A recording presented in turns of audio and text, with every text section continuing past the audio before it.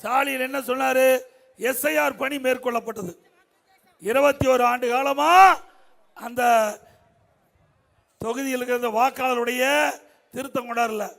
இப்போ கொண்டாந்தாங்க. என்னென்னலாம் எதிர்த்தாரு? திமுக காரன் செத்து போனவங்களாம் ஓட்டு போட ஆரம்பிச்சிருவான்.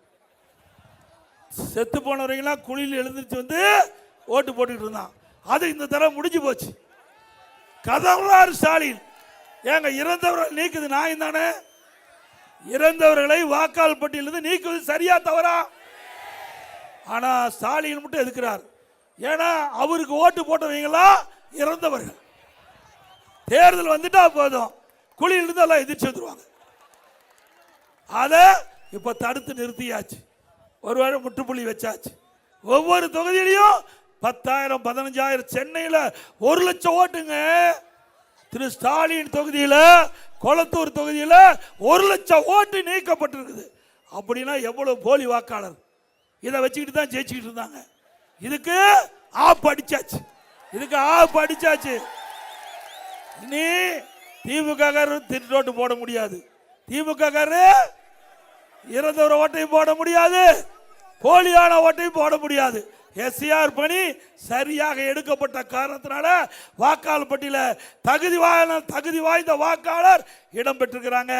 அதனால வருகின்ற சட்டமன்ற தேர்தலில் உண்மையான வாக்காளர்கள் வாக்களிப்பார்கள்.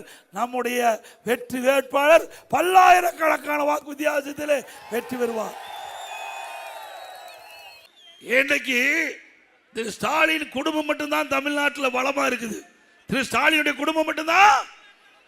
வேற யாராவது நல்லா இருக்க முடியுதா? இருக்க விடுறாங்களா? எல்லா இடத்திலும் லஞ்ச லாவண்யம் தாண்டம் ஆடுதா இல்லையா?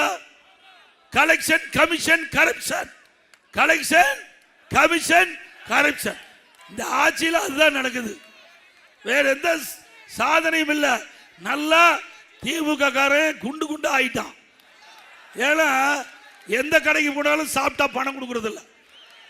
நல்லா புரோட்டா சாப்பிட்றான், வயிறு ரொம்ப சாப்பிட்றான், வேண்டும் சாப்பிட வேணும். அது ஒரு மனிதன் சாப்பிட்றது தப்பு இல்லை. ஆனால் சாப்பிட்றதுக்கு பில்லு கொடுக்க வேணும்ல. அண்ணா திமுக சாப்பிட்டா ஒரு டீ கிடைச்சா 2 டீ காசு கொடுப்பான். இது பொன்மனச்செம்மல் புரட்சி தலைவர் எம்ஜிஆர் கட்சி. கொடுத்து கொடுத்து சிவந்த கருத்துக்கு சொந்தக்கார கட்சி. இன்றைக்கு புரட்சி தலைவர் எம்ஜிஆர் வாழுகின்ற பொழுதும் மக்களுக்கு அள்ளி கொடுத்தார். அதனாலதான் கொடுத்த சிவந்த கருத்துக்கு சொந்தக்காரர் புரட்சி தலைவர் எம்ஜிஆர். இறந்த பிறகும் தன்னுடைய சொத்துக்களை காது கேளாதோர் வாய் பேசாதோருக்கு எழுதி வைத்து இன்றைக்கும் அந்த பள்ளி நடந்துகிட்டு இருக்குது. அப்படிப்பட்ட தலைவன் தோற்றுவித்த கட்சி அண்ணா திமுக கட்சி. மக்களுக்காக இருக்கிற கட்சி அண்ணா திமுக கட்சி. குடும்பத்துக்காக இருக்கின்ற கட்சி திமுக கட்சி. உண்மைதானே? இது இப்படி இருக்க இன்னொரு மந்திரி யாரு? நகர்ப்புற வளர்ச்சித்துறை, குடிநீர் வழங்கல் துறை.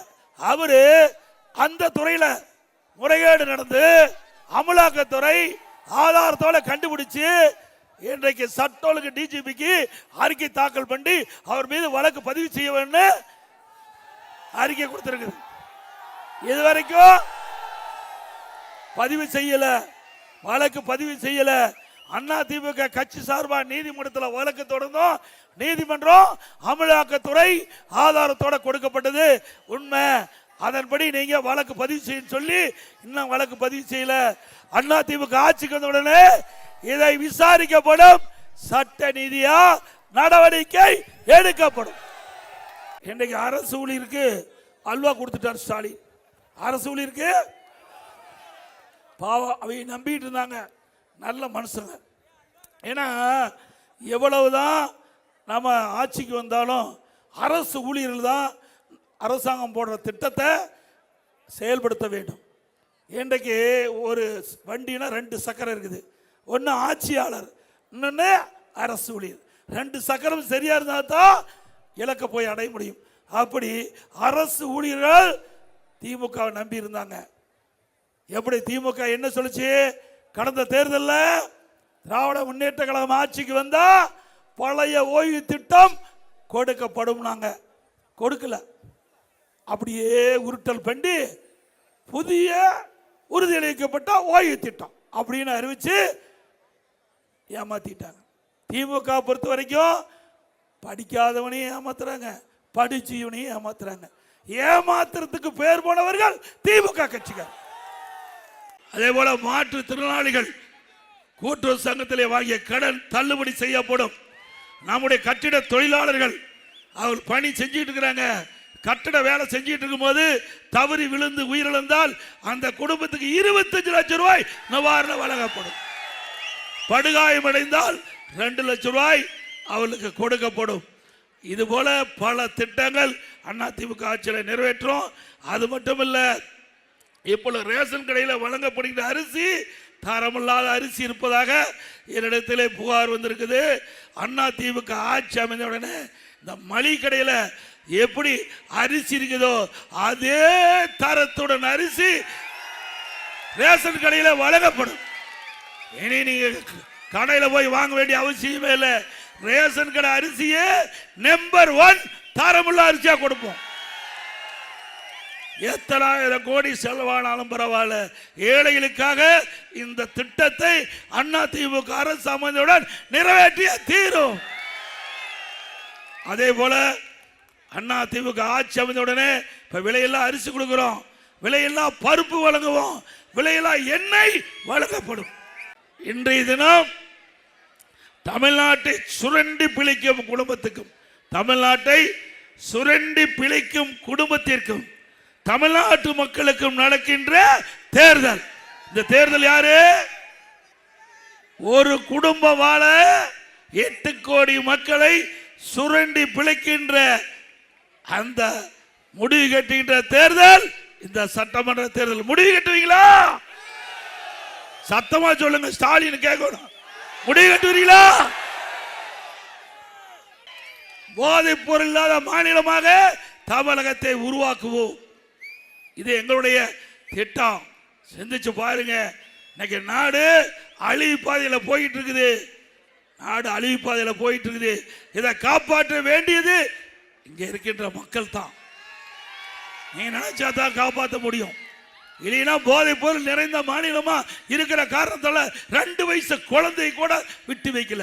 2 வயசு குழந்தைய கதற கதற பாலியல் வன்கொடுமை செய்யப்பட்டு அதனால அந்த கொலை படுகொலை செய்யப்பட்டிருக்கிறாங்க.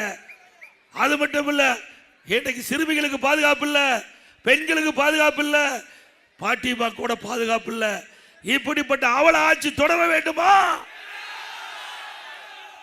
ஆக ஒரு நல்ல ஆட்சி தமிழகத்திலே மலர்ந்தால்தான், ஒரு நல்ல ஆட்சியை நீங்கள் தேர்ந்தெடுத்து இன்னைக்கு ஒரு நல்ல வாய்ப்பை எங்களுக்கு கொடுக்கின்ற பொழுது இப்படிப்பட்ட நிலைமை முழுமையாக மாறும். தமிழகத்தில் இருக்கின்ற பெண்கள், குழந்தைகள், முதியோர்கள் பாதுகாக்கப்பட வேண்டும் என்றால் அதிமுக கூட்டணி வெற்றி பெற வேண்டும், அதிமுக ஆட்சி அமைக்க வேண்டும். 2 ஆண்டுக்கு முன்பு திரு பழனிவேல் தியாகராஜன் அவர்கள் நிதியமைச்சராக இருந்தார்ல. அந்த நிதியமைச்சர் ஒரு ஆடியோவில் சொல்றாரு. அந்த ஆடியோவில் சொன்ன கருத்து திரு உதயநிதி அவர்களும் திரு சபரீசன் அவர்களும் கையில் 30,000 கோடியை வைத்துக் கொண்டு என்ன செய்வது என்று தடுமாறி கொண்டு இருப்பதாக ஆடியோ செய்தி வந்ததில்ல. அப்பவே 30,000 கோடி இப்ப எவ்வளவு இருக்கும் சிந்திச்சு பாருங்க. அவ்வளவு கொள்ளையடிச்ச கட்சி திமுக கட்சி. ஒரு நிதியமைச்சர் சொன்னா உண்மையா தானே இருக்கும். யார்? அந்த கட்சி, திமுக கட்சி சேர்ந்த திரு ஸ்டாலின் அமைச்சரவையில் இருக்கிற ஒரு நிதியமைச்சரே இப்படி சொல்றாங்கன்னா அதுல உண்மை இருக்குது. உண்மைதானே? இன்னைக்கு அண்ணா திமுகவில் தான் நான் சங்ககிரி சட்டமன்றம் எடப்பாடி சட்டமும் இணைஞ்சிருக்குது. இங்க இருக்கிற ஒருத்தர் வந்து முதலமைச்சர் ஆக முடியுமா? கட்சிக்கு பொதுச் செயலாளர் ஆக முடியுமா? திமுகவில் சொன்னாவே போதும், அடிப்படை உறுப்பு நீக்கிடுவான். அண்ணா திமுக அப்படி இல்லை, ஜனநாயகம் உள்ள ஒரு இயக்கம். இதுல பெரும்பாலும் நேரடியாக என்னிடத்திலே தொடர்பு கொள்ளக்கூடியவர்கள். நேரடியாக நான் அம்மா இருக்கும் போது மாவட்ட செயலாளர் இருந்தேன். அருமையான செல்லப்பன் கடை இருக்கு, அங்க துணிக்கடை, NMS மணி நிற்கிறார். அவெல்லாம் ஒன்றிய செயலாளர் இருக்கும் போது அங்க வந்துட்டு எல்லாத்தையும் பார்ப்பேன். மக்களோடு மக்களாக இருந்து பழகப்பட்டவன் நான். மக்களுக்கு இருக்கின்ற கஷ்டம் நஷ்டம் துன்பம் துயரம் வேதனை முழுவதும் நேரடியாக அனுபவதியாக எனக்கு தெரியும். எடங்கனசால பேரூராட்சா மகடஞ்சாவடி தொகுதியில் இருக்கிற மகடஞ்சாவடி தப்பக்கோட்டை கனககிரி கண்டகுளையும் கண்டமாணிக்கும் எல்லா பகுதிக்கும் என் கால் படாத இடம் இல்லை. ஏகாபுரம் தப்பக்கோட்டை எல்லா பகுதிக்கும் வந்திருக்கல. கண்ணந்தேரி புதூர் எல்லா பகுதிக்கும் வந்திருக்கிறேன். வராத இடமே கிடையாது. எனக்கு சேவல் அடையாளம் கொடுத்தது மகடஞ்சாவடி ஒன்றியம். என் வாழ்நாள் முழுவதும் அந்த ஒன்றியத்தை மறக்கவே மாட்டேன். நான் முதல் 1989ஆம் ஆண்டு சேவல் சின்னத்தில் போட்டியிட்ட போது எனக்கு வெற்றி தேடி தந்த ஒன்றியம் மகடஞ்சாவடி ஒன்றியம். அது அதிமுக கோட்டை. இன்றைக்கு அந்த கோட்டை சங்ககிரி சட்டமன்ற தொகுதியில் வந்து இணைஞ்சிருக்குது. சங்ககிரியும் அதிமுக கோட்டை. அப்படி கோட்டையா இருக்கின்ற காரணத்தினாலதான் எவரும் நுழைய முடியல. 2024 பாராளுமன்ற தேர்தலில் கூட இந்த சங்ககிரி சட்டமன்ற தொகுதி அதிகமான வாக்குகள் பெறுவதற்கு இது அதிமுக கோட்டை என்ற காரணத்தினால